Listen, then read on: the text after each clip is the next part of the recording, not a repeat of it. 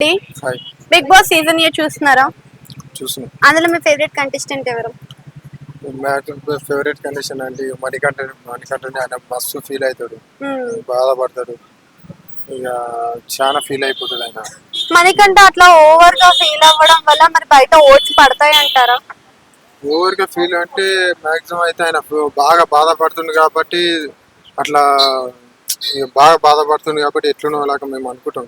ఖచ్చితంగా ఆయన ఏదో ఫీలింగ్స్ ఉండొచ్చు, ఆయన పట్టుదల బాగానే చేస్తాడు, బాగానే మాట్లాడతాడు, బాగానే చేస్తాడు, గేమ్ అయితే మంచిగా ఆడతాడు. నిన్న గిఫ్ట్లు పంపించారు కదా, గిఫ్ట్లు పంపించిన దాంట్లో చాలా మంది ఎమోషనల్ అయ్యారు. చాలా మంది చూసుకున్నట్టయితే కొంతమందికి వరకే గిఫ్ట్లు ఇవ్వడం అనే కాన్సెప్ట్ ఎలా అనిపించింది? ఇక మిగతా వాళ్ళని కొంచెం ఇగ్నోర్ చేశారన్నట్టు అనిపిస్తుంది అంటున్నారు కదా. అవును, అయితే గిఫ్ట్లు వాళ్ళకి ఇచ్చిన వాళ్ళకైతే మాక్సిమం వాళ్ళకైతే మనకు సంబంధం లేదు. ఇప్పుడు మణికంఠ ప్రోఫిట్ ఇచ్చేసాడు, ఆయన విట ఏదో ఫీలింగ్ అయితే అనుకోడు, ఖచ్చితంగా చేస్తాడు, గేమ్ అయితే మంచిగా ఆడతాడు. ఓకే, అయితే విష్ణుప్రియ ఎలా ఆడుతుంది అంటారు లోపల?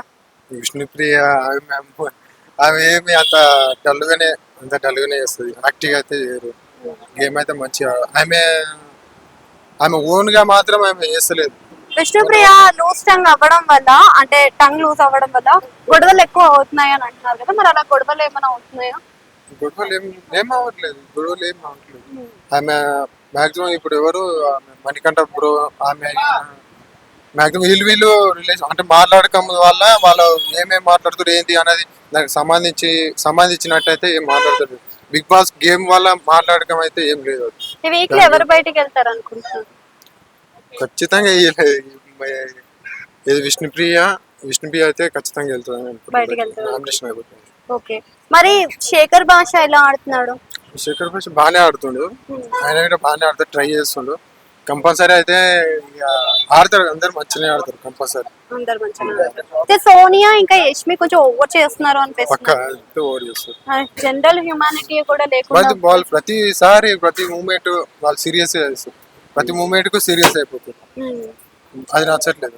అట్లా సీరియస్ అయిపోయి ఎదుటి వాళ్ళని క్రిటిసైజ్ చేయడం వల్ల మరి గేమ్ లో వాళ్ళ స్ట్రాటజీ అనుకోవచ్చా, లేకపోతే ఓన్ ప్లాన్స్ తో ఆడుతున్నారు అనుకోవచ్చా? వాళ్ళు ఓన్ స్ట్రాటజీ ఎక్కువ యూజ్ చేస్తే మరి హ్యూమానిటీ కూడా కావాలి కదా.